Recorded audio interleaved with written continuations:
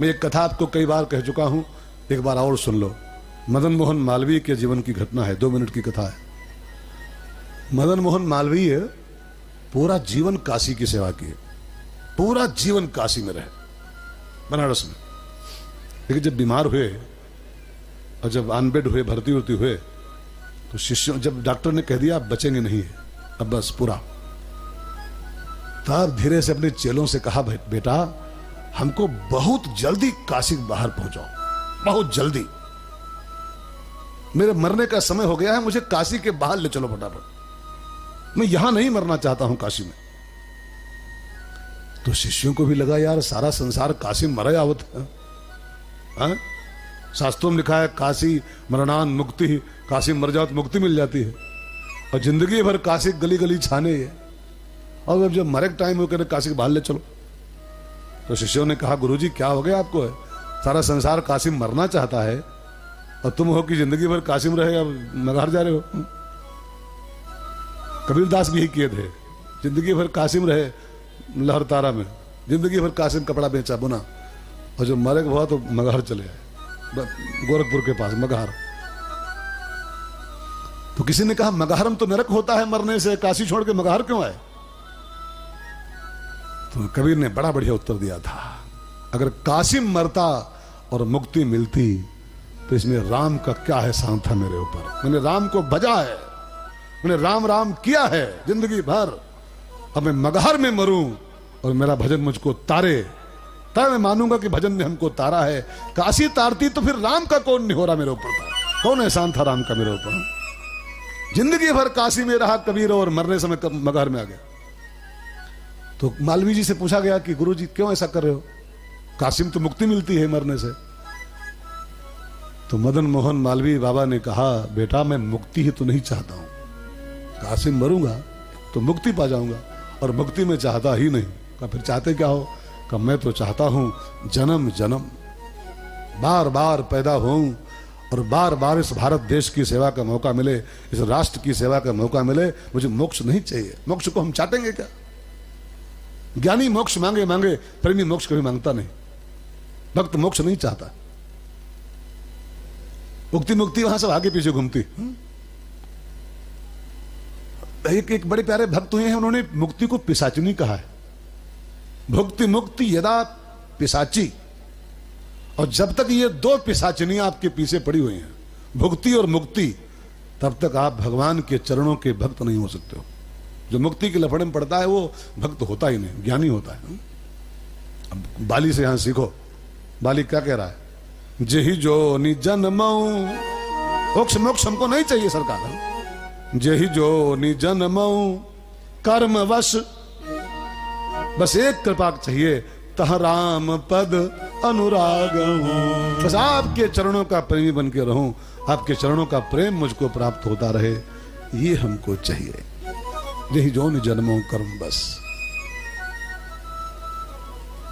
अब एक बात और इसमें इसी में छिपी हुई है, निकालनी पड़ती हैं सब बातें भाई साहब, बहुत रिसर्च करना पड़ता है। इसी में एक और पॉइंट छिपा हुआ है। अब नाथ कर करुणा बिलोको देहु जो बर मांगूं, मैं एक चीज आपसे मांग रहा हूं वो चाहिए। और क्या मांगा बाली ने? पोता, प्लाट, नौकरी, प्रमोशन, 8वां वेतन आयोग, इंक्रीमेंट, क्या मांगा बाली ने? क्या मांगा? ये दर्शनीय पॉइंट है, ये चिंतनीय पॉइंट है। बाली मांग क्या रहा है? राम पद अनुरागूं, मुझे राम जी के चरणों का अनुराग प्राप्त हो, राम जी के चरणों का प्रेम प्राप्त हो। और क्यों मांग रहा है? क्योंकि ये चीज मांगने पर ही मिलती है। ध्यान देके सुनना, संसार में कई प्रकार की वस्तुएं हैं, कुछ मांगने से मिलती हैं, कुछ कमाने से मिलती हैं, कुछ झपट के मिलती हैं, कुछ झपटने से ही मिलती है। अभी उर्सी कुर्सी है, ये सब झपटक पड़ती हैं। झपटक पड़े, MLA MP, झपटे होना तो पैबा न करे को, झपटक पड़ती है, बड़ी बुद्धि लगानी पड़ती है तब कहीं झपट झपटा के मिल पाती है। तो संसार में कई आइटम हैं, कुछ झपट के मिलते हैं, कुछ छीन के मिलते हैं, कुछ कमा के मिलते हैं, कुछ मेहनत से मिलते हैं। लेकिन भगवान के चरणों की भक्ति ये कमाई का फल नहीं है, ये पुरुषार्थ का फल नहीं है, ये प्रयास का फल नहीं है, ये तो प्रसाद का फल है। जिसको राम जी कृपा करके दे दें बस भक्ति वही पा सकता है। इसलिए बाली मांग रहा है कि बस एक देहो जो बर मांगो, बस इतनी डिमांड पूरी कर दो हमारी, राम पद अनुरागो, मुझे राम जी के चरणों का प्रेम प्राप्त हो। भक्ति तो मांगनी ही पड़ेगी आपको। आप अरबपति हो, खरबपति हो, बहुत बहुत बड़े क्या हो, खुददार हो और पुद्दार हो, जो हो। कई लोग कहते हैं इतने खुददारी है, आत्मसम्मान की हम किसी के आगे। ठीक है, लेकिन कुछ चीजें तो आपको खुददारी छोड़नी पड़ेगी। हाँ, आप बड़े स्वाभिमानी हो, आत्मसम्मानी हो, लेकिन कभी कभी तो आपको झुकना ही पड़ेगा। जब बिटिया पैदा हो जाए कोई के यहाँ, अब बिटिया ब्याह के लायक हो जाए 28-29 साल की, 25 साल की, तो आपकी सब खुददारी जाने कहाँ घुस जाएगी। हाँ, आपको टोपी उतारनी पड़ेगी अपनी। भैया बिटिया हमारी, बिटिया आपका लड़का बहुत पसंद है, जोड़ी बड़ी, खुददारी वहां सब जाने कहां चली जाती है। कुछ पॉइंट हैं जहां खुददारी का त्याग करना पड़ता है, स्वाभिमान का त्याग करना पड़ता है। भक्ति तो मांग के ही मिलती है। औढ़रदानी है महादेव, औढ़रदानी, लेकिन औढ़रदानी भी जब भक्ति चाहिए तो अभी डिमांड कर रहे हैं खड़े भगवान के दरबार में कि बार बार बरु मांगऊं हरसि देव श्री रंग और पद सरोज अनपायनी भगति सदा सत्संग। शंकर जी के ऐसा औढ़रदानी भी मांग रहा है खड़ा, बार बार बरु मांगो, भक्ति हमको दो, भक्ति दो। तुलसी के ऐसा खुददार महात्मा कह रहा है भक्तिम प्रयक्ष, भक्ति दो। लेकिन एक बात, हालांकि अगले साल की बात है वो, अब आ गई है तो कह दूं अगले साल, क्या पता। हाँ, हमें ना हो तो आ गई बात, तो अब सुन लो, अगले साल की बात है। सुंदरकांड में एक बहुत मार्के की बात है। सुंदरकांड का पहला पन्ना पढ़िए ना, हालांकि वो अभी इस बार नहीं खुलेगा, अगले साल खुलेगा, वो सब्जेक्ट अगले साल का है वो, लेकिन फिर भी मैं पहले पन्ने पर एक राज छिपा, उसको बताऊं मैं आपको। पहले पन्ने में 3 श्लोक हैं, याद है सबको? 3 श्लोक, शांतम शाश्वतम प्रमेय मनगम और राम की वंदना है। नीचे लास्ट श्लोक में भगवान के भक्त की वंदना है, दास की वंदना है, हनुमान की, अतुलित बलधाम। बीच में मांगा गया है ना न्याय स्पृहा रघुपते हृदय स्मदीये सत्यम बदामि च भवान खिलांतरात्मा भक्तिम प्रयक्ष रघुपुंगो कामादि दोष रहितम कुरु मानसं च। अब यहाँ पर एक राज छिपा है दोस्त, वो राज निकालो आप, थोड़ा सा समझ लो। ऊपर एक तरफ भगवान, एक तरफ भक्त, और दोनों के बीच में खड़े होकर गोस्वामी जी भक्ति मांग रहे हैं। इसका मतलब क्या है कि भक्ति सब जगह मिलबो ना करिए आपको, या तो भगवान से मांगो या तो भगवान की किसी दास से मांगो, तभी भक्ति मिलेगी। वो अंबानी क्या नहीं मिलने वाली है, अंबानी क्या 1100-2100 भले पाए जाओ, 11,000, लेकिन उनके यहाँ भक्ति नहीं। भक्ति तो या तो शांतम शाश्वतम प्रमेय मनगम से मांगिए, और नहीं तो अतुलित बलधामम हेम शैला बदेयम, दोनों के बीच में खड़े होके ठाकुर तुम दो अथवा हनुमान जी तुम दो। भक्तिम प्रेक्ष, संत या भगवंत ही ये आइटम दे सकते हैं। इसलिए जब भी कोई संत मिले, भगवान तो खैर दूर नगरी है, वो कब मिले खबर नहीं, लेकिन जब भी कोई संत मिले, भगवंत मिले, वो उसके सामने यही डिमांड करनी चाहिए कि जेहि जो निजन्मऊ कर्म बस तेहि राम पद अनुराग। जेहि जो निजन्मऊ कर्म बस तह राम पद अनुराग। अब नाथ करी करुणा मिलो कहु देहु जो पर मांगो। जेहि जो निजन्मऊ कर्म बस तह राम पद अनुराग। जन्मो कर्म बस तह राम पद अनुराग। और बाली मरते मरते ये शब्द जो बोल रहा था, भगवान से डिमांड रख रहा था, इतने में एक घटना घटी। इतने में ही बाली बिल्कुल बस उसकी उल्टी सांस चालू हो गई थी और आखिरी शब्द ज्यों त्यों बोल पा रहा था, मुझे भक्ति चाहिए, भक्ति चाहिए बस। तभी एक सीन देखा उसने। क्या? उसका लड़का था एक, बाली का नाम आप जानते हो? जानते हो? तो फिर काहे बुलाए हो? जब सब जानते हो तो काहे बुलाया? बाली का बेटा अंगद, वो अभी बच्चा था बेचारा, 8-9-10 साल का रहा होगा।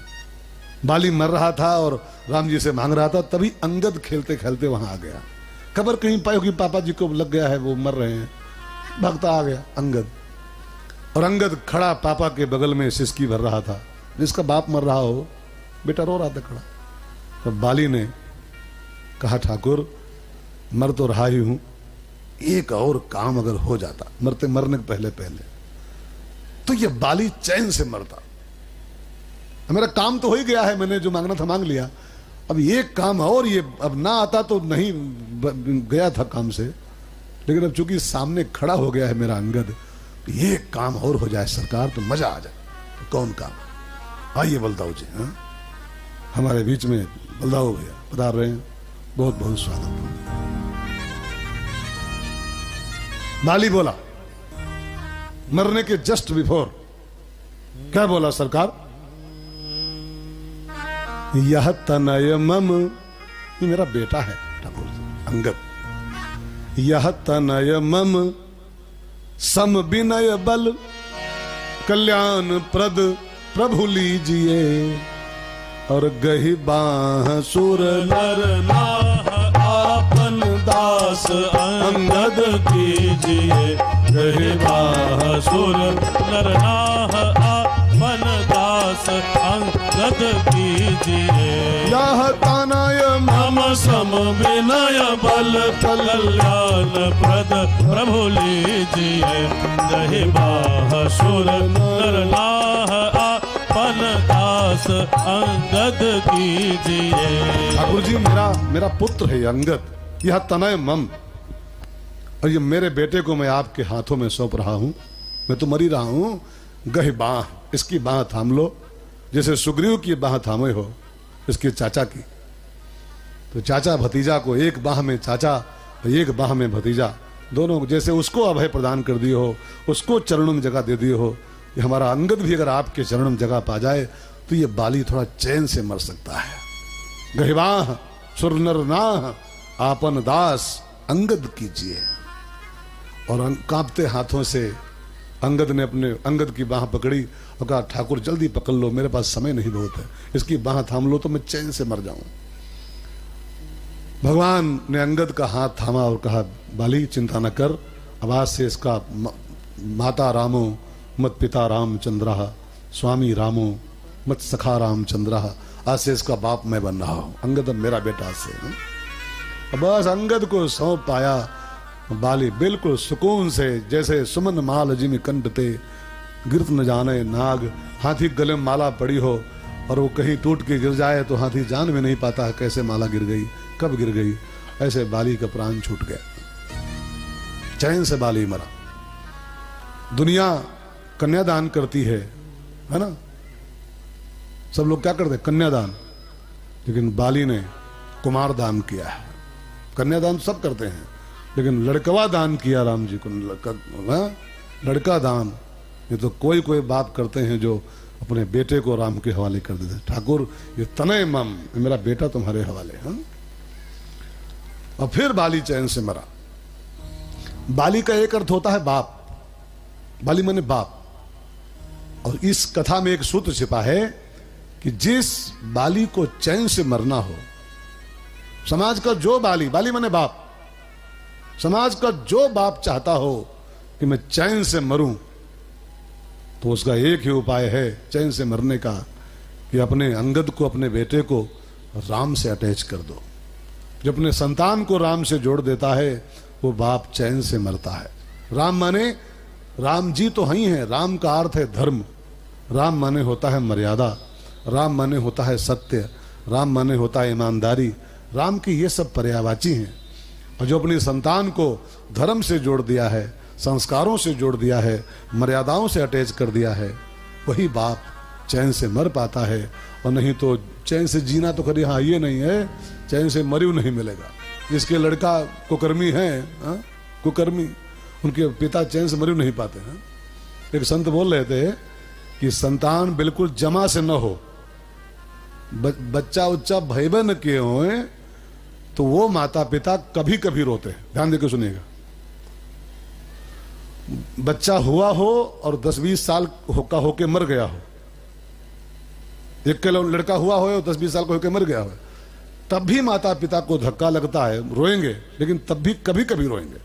लेकिन लड़का होए और कुसंस्कारी होए, लड़का होए और खुराफाती होए, लड़का होए और दरुहा होए, लड़का होए और चरवा होए, तो बच्चा न होने वाले माता पिता कभी कभी रोएंगे, लेकिन कुकर्मी बच्चों के माता पिता तो रोज रोते हैं और रोते रोते ही मरते हैं, रोते रोते ही मर जाते हैं।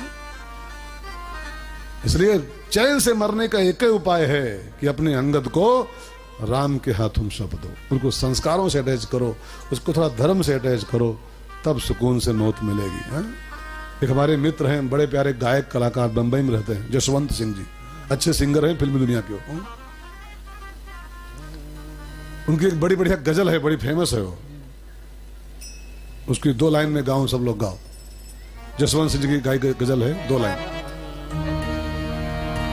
फिर बंगला दीजिए, फिर कार दीजिए, फिर बंगला दीजिए, फिर कार दीजिए, पहले बच्चों को अच्छे संस्कार दीजिए, पहले बच्चों को अच्छे संस्कार दीजिए, पहले बच्चों को अच्छे संस्कार दीजिए, फिर बंगला दीजिए, फिर कार दीजिए, फिर बंगला दीजिए, फिर कार दीजिए, पहले बच्चों को अच्छे संस्कार दीजिए,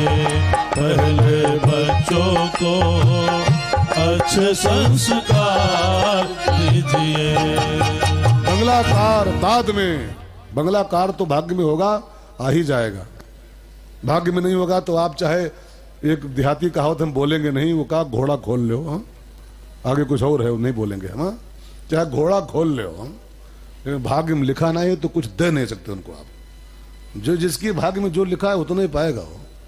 कई माता पिता घोड़ा खोले मरे जा रहे हैं, ये भैया के नाम काका कह दी, और भैया सब बेच के पी रहे हैं।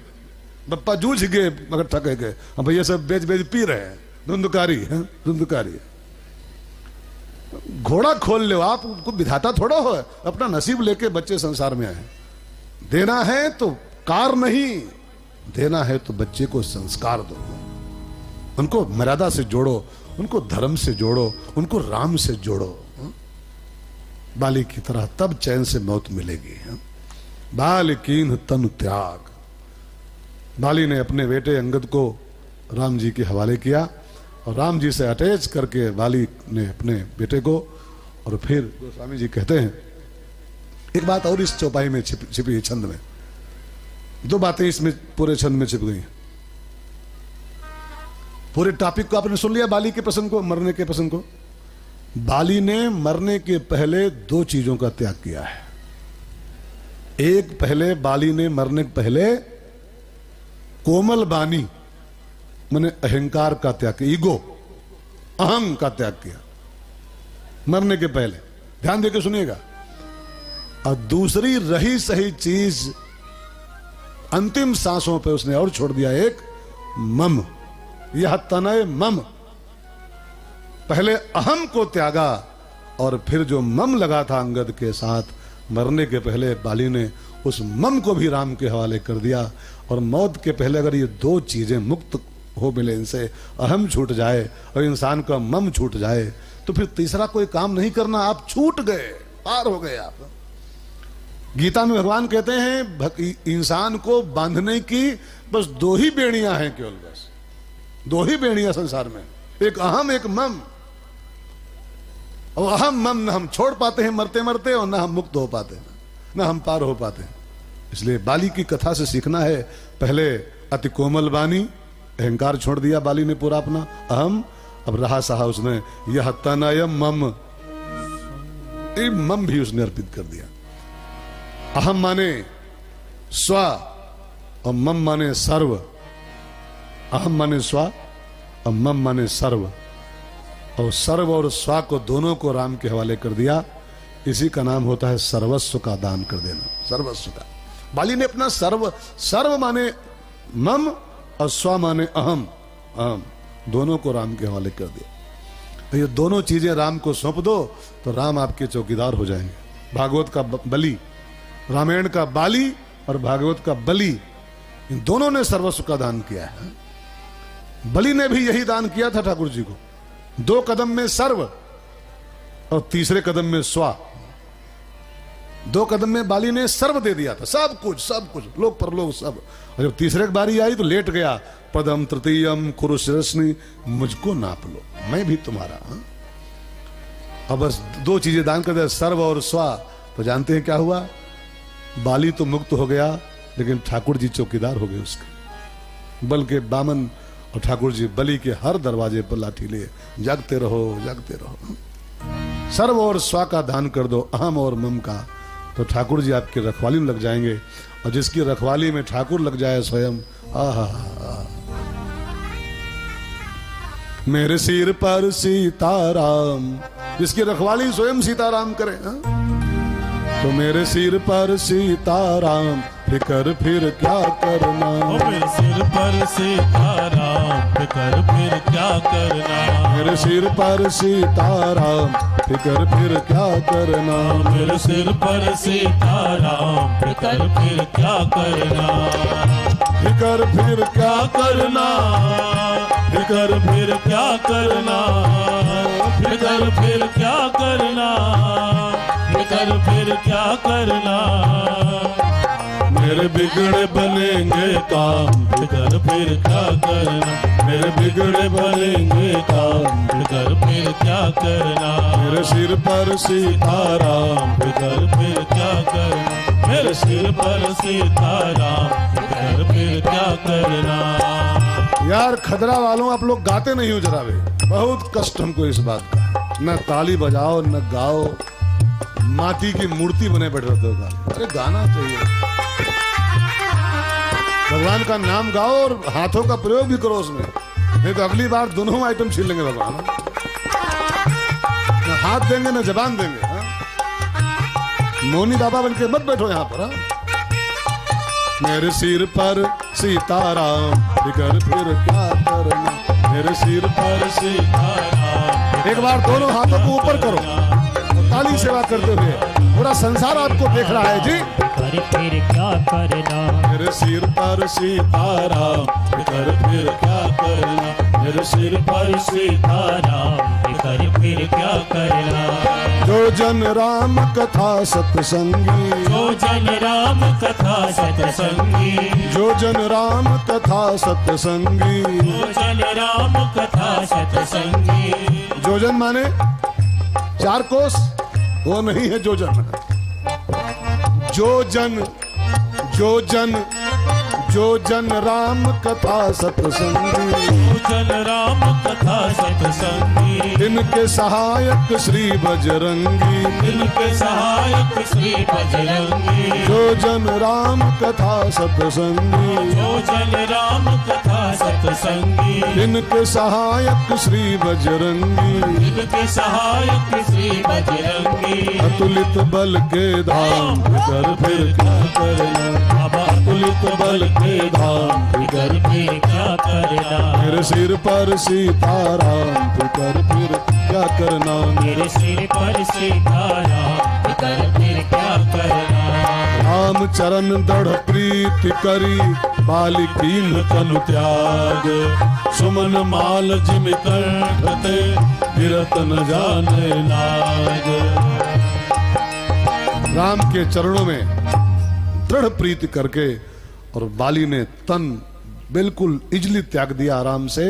जैसे हाथी गले में माला पड़ी हो, पुरानी हो गई हो। हाथी खाल आप जानते कैसी होती? हाथी की चमड़ी बड़ी मोटी होती है, बस पे आला माला डालो चाहे निकालो, असर नहीं कोई पड़ता है। तो हाथी की मोटी चमड़ी माला मान लो गले में पड़ी हो और सड़ गया हो धागा उसका, और टूट के खुटुस गिर जाए, तो माला पहनाया था तब भी उसके क्या फर्क पड़ा था, और गिर गया तब भी वो जान नहीं पाता कैसे गिर गया। ऐसे बाली का प्राण ऐसे छूटा जो सुमन माल जिम कंठ थे। वैसे मरना आसान नहीं है, आसान नहीं। रामायण की चौपाई पढ़िए, जन्मत मरत। हाँ आगे का है ये कब भूले हो ना, अगर भूले हो ना, ये कहा जन्मत मरत दुसह दुख हो। जन्म के समय और मौत के समय दुसह माने बिल्कुल असहनीय। अब शास्त्रों की अगर मानो तो लिखा है 100 बिच्छू डंक मारे उतनी दर्द होती है मौत के समय। एक मारता है, कभी किसी को मारा है? किसी को मारा है? एक मारे तो क्या हाल होता है, दैया मैया सब याद आती है, दैया मैया। 100 बिच्छू एक साथ डंक मार दें इतनी पीड़ा होती है मौत के समय। वो अब ही ना, अभी तो मुस्कुरा रहे हो, जय कुछ जान पड़ी है, अभी तो मुस्कुरा, अरे बोले रहा हो, आगे बताओ क्या होता है। ये अब ही तो लग रहा है खाली मौज है यार, जान परी सब यो सब। दुसा दुख हो, लेकिन राम का जो बन जाता है उसको दर्द नहीं होता है। अब चूंकि वो राम चरण दृढ़ प्रीति कर बाल कीन तन त्याग, राम का प्रेमी बन के जो शरीर छोड़ता है उसको मौत का कष्ट नहीं होता है। बाली का देहांत हुआ और यहां पर एक चौपाई बड़ी प्यारी आगे लिखी है, इसको ध्यान दे के याद करो। राम बाल निज धाम पठावा, राम बाल निज धाम पठावा, नगर लोग सब व्याकुल धावा, नगर लोग सब व्याकुल धावा। राम बाली निज धाम पठावा, राम बाली निज। चौपाई का अर्थ क्या है? राम ने बाली को निज धाम भेज दिया। राम बाली निज धाम पठावा, भगवान ने उसको परम धाम भेजा बाली को। अब कई लोग क्या कहते हैं कि वो द्वापर में वो जब जो भगवान को बाण मारा था व्याध बन करके, वो बाली रहा है, वो बाली था वो, और भगवान ने उसको मारा था तो बाली उनका मत डारे भगवान का। गलत बात। अब या तो बाली था तो फिर ये चौपाई झूठी हो जाएगी, ये चौपाई मिथ्या हो जाएगी। बाली राम निज धाम पठावा, और भगवान के धाम की विशेषता जानते हो क्या होता है? भगवान के धाम की विशेषता क्या है? यद गत्वा न निवर्तन्ते, एक बार वहां पहुंच गया फिर वापस नहीं आता है। अब या तो कहो ये सब गीता पीता झूठी है, एक बार जो परम धाम पहुंच जाए वापस नहीं आता है, या तो ये सही है और नहीं तो फिर वो बकवास है कि वो बाली रहा है, वो फिर राम भगवान ने उसको मारा था तो वो मार डाला भगवान को। ये सब बकवास की बातें हैं, बकवास की बातें। निज धाम माने तद धाम परमम मम, गीता में उसकी परिभाषा है। एक बार वहां पहुंच जाओ, वन वे ट्रैफिक वहां है, वापसी नहीं होती, वहां से वापसी होती नहीं। फिर बाली कैसे आगे द्वापर में कैसे आगे? या तो ये सब झूठ है तो वो झूठ, कौन झूठ है? या तो यूं सब झूठ लिखा है, ये तो वो बकवास है कि वो बाली था और क्या था और क्या था। कौन सही है वो?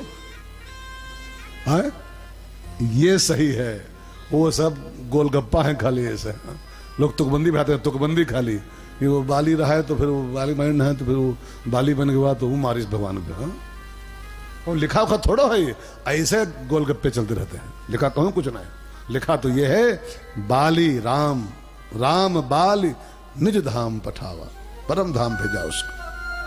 परम धाम से वापसी होती नहीं किसी की, तो कैसे वापस आएगा यार, कैसे वापस आएगा? तो राम बाली निज धाम पठावा, राम बाली निज धाम पठावा, नगर लोग सब व्याकुल धावा, नगर लोग सब व्याकुल धावा। नाना विधि विलाप करतारा, नाना विधि विलाप करतारा, छूटे केश न देह संभारा, छूटे केश न देह संभारा। तारा बिकल देखी रघुराया, तारा बिकल देखी रघुराया। दीन ज्ञान हरि लीनी माया, दीन ज्ञान हरि लीनी माया। पति की मौत का समाचार जब पाई तारा कि मेरा पति स्वर्गवासी हो गया, परमधाम चला गया, तो नाना विधि विलाप कर तारा विलाप करती भागी आई। और जब इंसान विह्वल होता है, दुखी होता है, तो उसकी देह की सुधि फिर जाती है। तो छूटे केस, उसके केस बिखर गए, साड़ी बाड़ी का पल्लू सब हट गया, और न देह संहारा। अब लिखा तो नहीं है, लेकिन देह को संभाल नहीं पा रही। इंसान जब बहुत व्यथित होता है तो उसको देह की परवाह नहीं होती। उसके केस बिखरे हैं, सब अस्त व्यस्त शरीर उसका हो गया पूरा। और तारा बिकल लाश के पास बैठी अपने पति के, और लिपट लिपट के उसको रो रही। पतिव्रता थी तारा, पतिव्रता थी। तब दीन ज्ञान राम ने उसको बैठाला अपने सामने, और राम जी उसको स्वयं बड़ा दिव्य ज्ञान दिए हैं तारा को। और ऐसा ज्ञान दिए कि हर लीन ही माया। उसका जो अज्ञान था, अज्ञानवश रो रही थी, वो ज्ञान दे दिया तो अज्ञान हट गया उसका। इंसान अज्ञान में रोता है, ज्ञान मिल जाए तो अज्ञान हट जाता है बस। एक बार ज्ञान मिल जाए तो जगत गुरु भगवान ने कहा है, ज्ञाते तत्व कह संसारा। एक बार ज्ञान हो जाए तो संसार क्या है? ये जगत मिथ्या, जगत मिथ्या है। और मिथ्या में, मिथ्या का क्या रोना धोना? तो भगवान ने तारा को क्या बढ़िया ज्ञान दिया है। आप भी ले पाओ तो ले लो। राम जी क्या ज्ञान दिए मैं बता दूं। अब ले पाओ तो ले लो, और न ले तो हमारी बला ऐसे है। हम तो 3 दिन और हैं, बस 10 तारीख को निकल जाएंगे। ले पाओ तो ले लो। एक बड़ी बड़ी शायर है, बापूजी कहते हैं कि मैं तो कुछ और देने के काबिल ही नहीं हूं, मैं तो कुछ और देने के काबिल ही नहीं, जिसे जी चाहे जीने की अदा ले ले बस। और क्या हम देने वाले हैं, खाली जेब है अपने पास। जीने की अदा चाहो तो ले लो।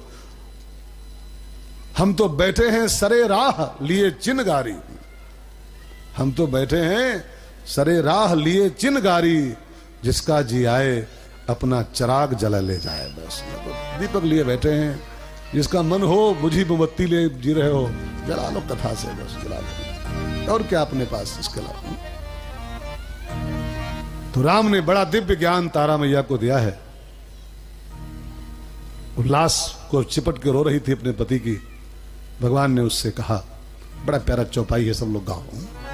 क्षिति जल पावक गगन समीरा, क्षिति जल पावक गगन समीरा, पंचरचित अति अधम शरीरा, पंचरचित अति अधम शरीरा, प्रगट सुतनु तव आगे सोवा, प्रगट सुतनु तव आगे सोवा, जीवन नित्य के ही लगी तुम रोवा, जीवन नित्य के ही लगी तुम रोवा।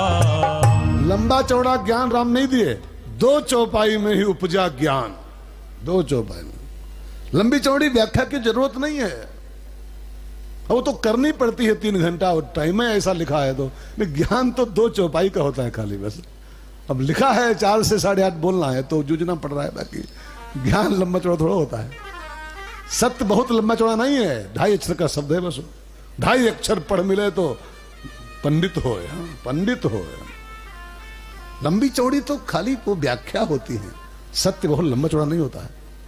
2.5 अक्षर पोथी पढ़े पढ़े जग मुआ पंडित भया न कोय, 2.5 अक्षर। और 2.5 अक्षर का क्या है आए? अच्छा 2.5 अक्षर का प्रेम तो है ही है, ढाई अक्षर का सत्य भी है। सत्यम का अक्षर है सा पूरा और या पूरा बीच में आधा ता भी ढाई अक्षर का है। सत्य बहुत लंबा चौड़ा नहीं होता है जी, सत्य भी ढाई अक्षर का ही होता है। और ढाई अक्षर समझ में आ जाए तो पंडित हो जाओगे। दो चौपाई में उपजा ज्ञान। अब ये दो चौपाई आप सब मैं थोड़ी खोल के बताऊं, आपसे मेरी विनती है तो थोड़ा समझते रहिएगा प्लीज। हालांकि आप लोग बहुत अच्छे श्रोता हो, ये तो मैं बीच बीच में थोड़ा इंडिकेट करता हूं कि सावधान होकर सुनो, बाकी आप अच्छे हो। एक बार ताली बजाओ अपने लिए, आप हमारे लिए नहीं, ये ताली फॉर यू फॉर यू। इतने अच्छे श्रोता मुझे मिले हैं इस मंच से। अच्छे श्रोता हर जगह नहीं मिलते हैं जी। एक बात बोलूं, बुरा मत माना, वक्ताओं की कमी नहीं है, अच्छे श्रोताओं की ही कमी हो गई। वक्ता तो कुकुरमुत्ता की तरह घूम रहे हैं चारों तरफ। हाँ, वक्ताओं की कमी नहीं तो आजकल लिए हारमोनिया और फिरिम कहा थे कुछ ना, तंबू लगाए अपने हम, और साउंडो हम रहे हैं और खानो अपने बना खा ली बा। तुम खाली चौकी डाल दो बस होगा, चौकी डालो। कुकुरमुत्ता की तरह घूम रहे हैं। वक्ताओं की कमी समाज में नहीं है, विडंबना है कि समाज में अच्छे श्रोताओं का बड़ा अभाव हो गया है, किल्लत हो गई है, किल्लत। ये तो हमारा सौभाग्य है कि इस व्यासपीठ से हम जब बैठते हैं तब कथा कहने में मजा आता है। कुछ ही व्यास गद्दियां मेरे पास हैं जहां कथा कहने में मजा आता है। एक मेरी कथा होती है चौरी में, भदोही के पास। वहां भी एक एक कांड मेरा हुआ है, वहां तो उत्तरों कांड पूरा हो गया है ना। गजब के श्रोता हैं मेरे साथ वहां पर, चू नहीं बोलते हैं एक भी श्रोता, चू नहीं करते। उत्तरकांड से की कथा वहां हुई है। उत्तरकांड को जब आप यहां नंबर आएगा देखे कितना टफ कांड है वो, कितना वेदांत भरा उसमें है। लेकिन चौपाई वेदांत थे उसमें, लेकिन उसको भी लोगों ने वो भाव सुना था, मजा आ गया था कहने में। यहाँ भी अच्छे श्रोता मिले, इसलिए मैं तो बोल रहा हूँ। तो मैं भी यहाँ वही बधैया बाजे आंगने में, यह मजा आवत बहुत उनका, यह भागवत हो रही है। हाँ, जत्ते तारी बुझवाए पाओ, जत्ते नचाए पाओ। क्या पंडित जी क्या नचाइन है, क्या नचाइन है। नचनिया तो बहुत मिल जाएंगे, लेकिन ऐसे श्रोता मिल जाएं तो कथा का आनंद बढ़ जाता है। और फिर आज हमारे वियोगी जी बैठे हैं, पथिक जी के आप शिष्य हैं। पथिक जी के ऐसा संत बिरले, जब धरती का भाग्य जागता है, मैं बड़ाई नहीं कर रहा हूं, जब धरती का भाग्य जागता है तब पथिक जी के ऐसा महात्मा धरती पैदा होता है। और उनके आप कृपा पात्र हैं। तो आज मैं बहुत खुश हूं यार, पता नहीं क्यों खुश हूं। वियोगी जी को देखा तब से खुश हूं। ये फोन किए थे भी हमको, महाराज जी आज हम नहीं पहुंच पा रहे हैं, लेकिन तब तक देखा तो प्रकट हो गया। तो बहुत खुश हुए तुमसे। तो मैं कहा था भैया, छिति जल पावक, दो चौपाई ध्यान देके समझो। छिति जल पावक गगन समीरा, पंच रचित अति अधम शरीरा। ये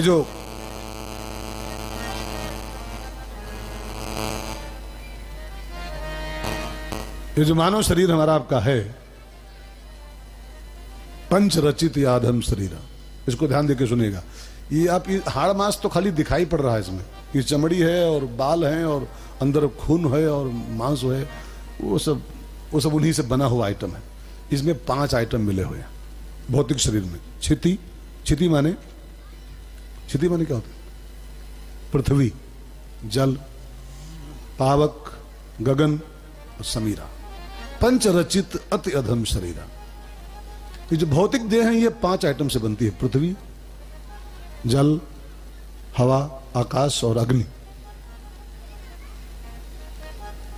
अब एक बात इसी में ऐड कर दूं मैं आपके साथ, और आपके फायदे के लिए, अपने फायदे के लिए।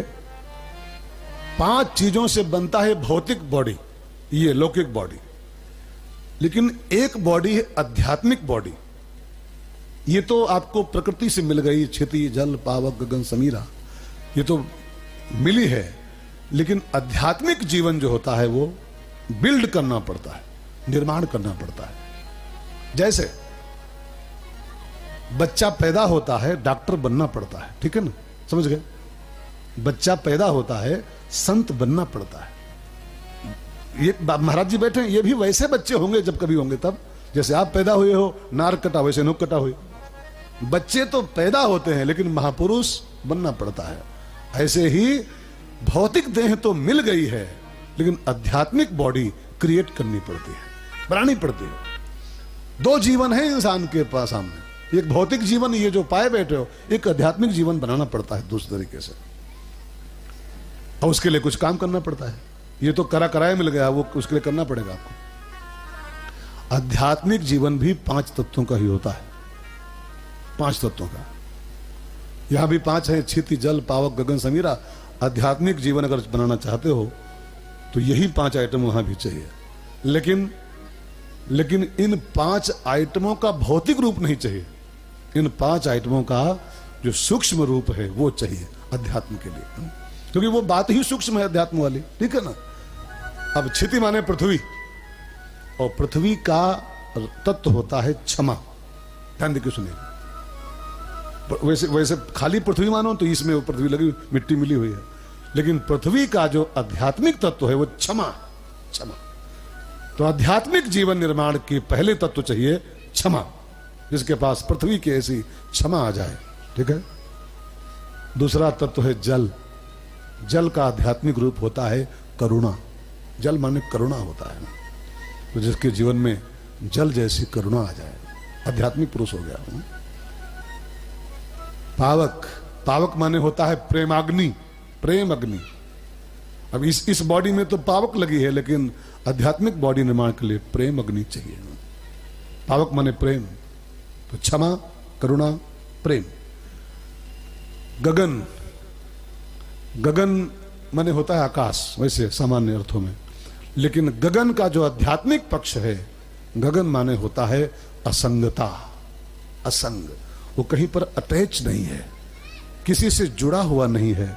गगन असंगता का प्रतीक है, वो निसंग है, वो किसी में फंसा नहीं है, कहीं अटका नहीं है, कहीं बझा नहीं है। वो है तो लेकिन कहीं फंसा नहीं। असंग जीवन आकाश का प्रतीक है। तो आकाश की ऐसी असंगता हमारे में आ जाए, ठीक है। आखिरी आइटम बचा का समीरा, पवन। और पवन की जो आध्यात्मिक परिभाषा है, पवन माने होता है पवित्रता। पवित्रता, तो पवन जैसी शुद्धि हमारे में आ जाए, वाह है अभ्यंतरः शुचिः। और ये 5 आइटम, पृथ्वी की क्षमा, जल की करुणा, अग्नि का प्रेम, आकाश की असंगता और पवन की शुद्धता, पवित्रता, अगर ये 5 आइटम इकट्ठा कर लो तो ये पंचरचित अति अधम शरीरा और इन पंचरचित दिव्य शरीरा, अध्यात्म शरीरा बनाना। ये तो बना बनाया पा गए हो, इसको बनाना पड़ेगा, एक एक आइटम खोजना पड़ेगा। पृथ्वी से क्षमा लो, पवन जल से करुणा लो, और निर्माण करो, तब आध्यात्मिक जीवन तैयार होता है। ये साधु लोग ऐसे नहीं साधु बनते, इनके अंदर क्षमा है। कोई 10 गाली दे, बोलेंगे कुछ नहीं, कुछ नहीं बोलेंगे। क्षमा कि आपको एक गाली को दे, एक दियो 100 ले, 100 ले, एक मारे हो 2 मरीबा। ठीक है, सब क्षमा की मूर्ति होते हैं। आध्यात्मिक पुरुष ऐसा नहीं कोई बनता, ठीक है। तो क्षिति जल पावक, कुछ समझ में आ रहा कि नहीं आ रहा है? हो आवत है नहीं रहा का हुई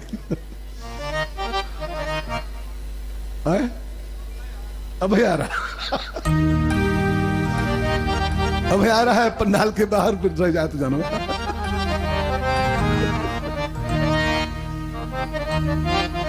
क्षिति जल पावक गगन समीरा, क्षिति जल पावक गगन समीरा, पंचरचित अति अधम शरीरा, पंचरचित अति अधम शरीरा, प्रगट सुतनु तव आगे सोवा, प्रगट सुतनु तव आगे सोवा, जी नित्य के ही लगी तुम रोवा, जीवन नित्य के ही लगे तुम रोवा।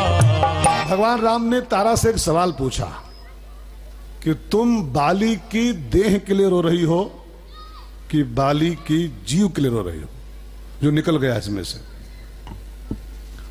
तो कहा क्या मतलब? कहा नहीं, दो चीजें हैं, एक के अंदर जीव होता है और ये बॉडी होती है। तो देह को लेकर रो रही हो कि जीव को लेकर रो रही हो जो निकल गया इसमें से? तो अब तारा तो फंस गई, क्या बोले हो? तो भगवान ने उसको समझाया कि अगर तुम बॉडी को लेकर रो रही हो, जो पंचरचित अधम शरीरा, उसके लिए रोती हो, तो वो तो आगे सोवा, वो कहीं गया नहीं है, तो पड़ा है आपके सामने। अगर देह को लेकर परेशान हो, देह तो पड़ी है, चाटो इसको। और अगर बाली के जीव को लेकर रो रही हो, इसके प्राणों को लेकर रो रही हो, तो जीव नित्य, वो कभी मरता नहीं। देह तो मरती है लेकिन जीव मरता कभी नहीं है। तो अगर देह को लेकर रो रही हो तो प्रकट सो तनु, तो आगे सोआ, लेटा हुआ है, चाटो इसको, रख लो उठा के फ्रिज में अपने यहां रखो। अगर जीव को लेकर रोती हो तो जीव नित्य, न जायते मृत्यते कदाचित। गीता में ठाकुर जी कहते हैं न वो जन्म लेता है न वो मरता है। वासांस जीर्णान यथा विहाय नवानि गृह्णाति नरो पराणी। गीता का सिद्धांत है साफ साफ साफ। जो पुराने कपड़े उतारे और नए कपड़े पहन लेते हैं हम लोग, ऐसे ये जीवात्मा पुरानी देह को छोड़ती है और नया देह फटाफट उसी पल ग्रहण कर लेती है। तो उसके लिए रो रही हो तो वो तो नित्य है, वो मरता नहीं, पैदा नहीं होता है। और देह के लिए परेशान हो तो पड़ी है, चाटो, कहीं गई नहीं, पड़ी है। अच्छा, देह को लेकर कोई नहीं रोता है जी, रोता देह को कोई नहीं। अगर देह से प्रेम होता, किसी की भी देह से, तो 2 घंटे के अंदर लोग लाद लेते, 2 घंटे के अंदर। अब वो लादो ले चलो। देह से प्रेम नहीं है किसी को, प्रेम तो जीव से ही जीव को होता है, और जीव मरता है नहीं कभी। तो जो मरता ही नहीं है उसके लिए रोना क्या? अगर देह से प्रेम है तो पड़ा है, इसको मत फूको, मत जलाओ इसको, मत गाड़ो इसको जमीन में, चटो इसको बैठ करके। आजकल फ्रिज आ गए हैं बढ़िया बढ़िया, धर लो उठा के। एक बाबा धरा है 4-5 साल से, एक बाबा धरा है, उसके चेले करें मरबे नहीं किया है। डॉक्टर ने कहा मर गया, कहे नहीं, समाधि में है, ध्यान में है, फ्रिज में रखे, धर लो उठा कर, चाटो उसको रोज सुबह शाम। देह तो मरनी ही मरनी है और जीव मरता ही नहीं है, तो तुम रो किसके लिए रहे हो? अगर इसके जीव को रोती हो तो वो तो अमर है। नैनम छिंदन शस्त्राणी नैनम दहति पावकः न चैनम क्लेदयन तापो न शोषयति मारुतः। वो तो अजर अमर अभेद्य अछेद्य अक्लेद्य आत्मा है। आत्मा मरती नहीं है और देह को मरना ही मरना है। इससे लगा हो तो चाटो, रख लो इसको उठाकर। भाई बहनों, भगवान के इस दिव्य ज्ञान से तारा की आंखें खुल गई कि जिसके लिए रो रही हो तो मरता ही नहीं कभी है, और जिसको मरना ही था वो तो पड़ा ही है, तो इसको रख ले, बहुत लगाव हो तो उससे कोई लगाव है नहीं। जो काम का है वो मरता कभी नहीं। तारा की आंखें खुल गई और तारा समझ गई कि कुछ नहीं, हमारा बाली मरा ही नहीं तो क्या रोना, क्या रोना। आपको पता है रामकृष्ण की बीवी शारदा मैया, रामकृष्ण की पत्नी शारदा माँ, वो रामकृष्ण के बहुत बाद में मरी थी। वो बहुत बाद में, रामकृष्ण को कैंसर था, वो मर गए थे जल्दी। जो रामकृष्ण मर गए सब लोग फूक फाक के आ गए, और शाम को जब सब आए तो देखा शारदा मैया बैठी श्रृंगार कर रही थी। वो सिंदूर भर रही है मंग, चकाचक दिव्य श्रृंगार। तो किसी ने कहा माँ ठाकुर मर गए हैं, अभी हम लोग फूक फाक के आए उनको। अब ये विधवा को कोई नहीं करना चाहिए, तुम विधवा हो गई हो, विधवा सिंदूर भरे श्रृंगार करे, ठीक नहीं है। ठाकुर को अभी हम फूक के आए, जला के आए। तो शारदा मैया ने कहा मूर्ख हो तुम सब बेवकूफ हो, क्या सीखे हो ठाकुर से हमारे तुम इतने साल में। मेरा ठाकुर कभी नहीं मर सकता है, देह को मरना था मर गई, मेरा राम कृष्ण मेरा ठाकुर कभी नहीं मरने वाला है। और जानते हैं शारदा जब तक जी है दुनिया में, ठाकुर के मरने के कई साल बाद मरी थी वो, जब तक जी नित्य श्रृंगार करती थी, डेली मांग में सिंदूर डालती थी, जीव नित्य। अब इसको जो क्षणभंगुर है, क्या पता आज है कल ना हो, उसके लिए क्या परेशानी। और जिसके लिए परेशान होते हो वो तो कोई मरता ही नहीं। वही तो राम जी समझा रहे हैं। तारा अगर बॉडी को लेकर रो रही हो तो पड़ी है, और जीव को लेकर रोती हो तो वो तो अमर है। प्रगट सोता नु तव आगे सोवा, और जीवन नित्य के ही लगी तुम रोवा, जीवन नित्य के ही लगी तुम रोवा। उपजा ज्ञान चरण तब लागी, उपजा ज्ञान चरण तब लागी। लीन है सि परम भगति पर मांगी, लीन है सि परम भगति पर मांगी। राम जी के शब्दों से, उपदेश से तारा को दिव्य ज्ञान की प्राप्ति हुई, और तारा राम जी के चरणों में लग गई, और भगवान से उसने 2 वरदान मांगे। लीने से परम भगति। अब देखो यहां पर एक में जोड़ बोलो तो एक के शब्द है, खाली एक ही वाक्य। लीने से परम भगति बर मांगी, है ना, एक ही वाक्य बन रहा है। मैंने परम भक्ति का वरदान मांग लिया, ठीक है। लेकिन इसको जरा फोड़ के सुनो जब, तो इसमें 2 वरदान है। लीने से परम भगति और बरु मांगी। ये ठाकुर बिना पति के हम कहां जी पाएंगे? अभी मेरा जीवन कैसे कटेगा?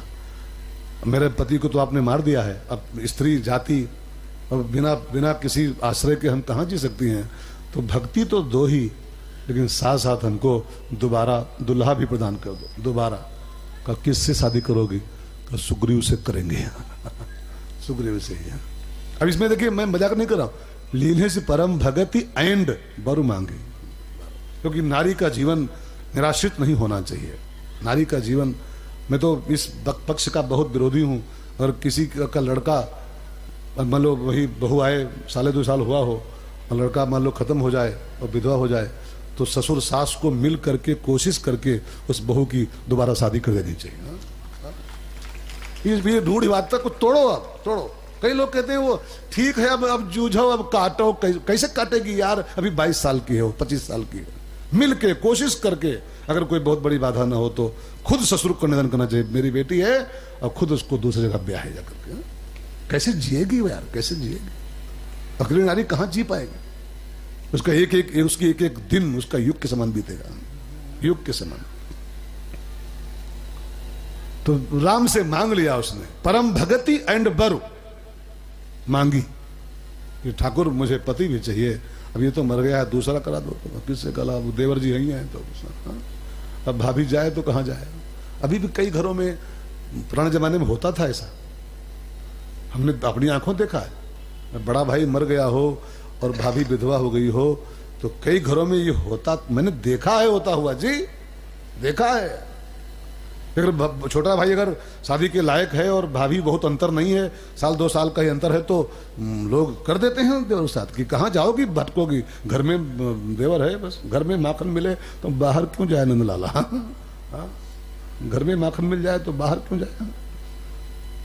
बाद में खुराफात करे, उससे बढ़िया है घर में ही रह जाए। घर की बात बहुत डिफरेंस ना हो तो, अब पता लगे भौजाई 18 साल बड़ी हो तो फिर नहीं, तो फांसी पंदा हो जाएगा। 1-2 साल का अंतर है तो घर में ही, घर में ठीक होना। तो सुग्रीव के साथ तारा की शादी, ऐसा लिखा है। इसका सबूत क्या है? जही अघबध है व्याध जी में बाली ने यही काम तो किया था, भाई की विदुर रखा था अपने। फिर सुकंठ सोई कीन्ह कुचाली, ये सबूत है रामायण में कि जो काम बाली ने किया था, अपने भाई की बीबी को अपने रखा था, सुग्रीव ने वही तो किया है बाद में, अपने भाई की बीबी को रख लिया अपने। तो लीन है से परम भगति बरु मांगी, और कहा प्रभु अब बिना बर के हम कहां जी पाएंगे, सुग्रीव से व्यवस्था कराओ दोबारा। तो भगवान ने गड़वाया खंभा और स्वयं ठाकुर जी मंत्र पढ़े होंगे हैं, और सुग्रीव से तारा की शादी दोबारा करवा दी है। लो मौज करो। अभी लिखा नहीं है साफ साफ, लेकिन अब दिखाना पड़ता है। लीनेस परम भगत बरु मांगी। हालांकि ऐसा कहना बहुत उचित नहीं है। उपजा ज्ञान, इसके पहले जो अगर सब ध्यान दो तो फिर नहीं शादी की होगी उसने। उपजा ज्ञान, और जिसको ज्ञान पैदा हो जाए फिर वो संसार के लफड़े में दोबारा नहीं पड़ता है, नहीं पड़ता है। अगर वो उस शब्द पर ध्यान दोगे तो फिर ये बात झूठी हो जाएगी कि तारा ने शादी की होगी। जिसको ज्ञान हो जाए वो दोबारा फिर प्रपंच नहीं पालता है। लेकिन अब संत लोगों ने मौज लिया है तो हम क्या करें, हम क्या करें। संत मौज भी खूब लेते हैं कथाओं में। लीन से परम भगति बरु मंग। तो सुग्रीव से तारा की शादी कराई गई। और फिर गोस्वामी जी कहते हैं तब सुग्रीव ही आय सुदीना, तब सुग्रीव ही आय सुदीना, मृतक कर्म विधि गत सब कीना, मृतक कर्म विधि गत सब कीना, मृतक कर्म विधि गत सब कीना। भगवान ने सुग्रीव को आज्ञा दिया कि बाली की लाश को जैसे कुछ होता है उठाओ, और जैसे मृतक कर्म होता है मरने के बाद की प्रक्रियाएं तुम्हारे खानदान में जैसी होती हूं वैसे कर लो।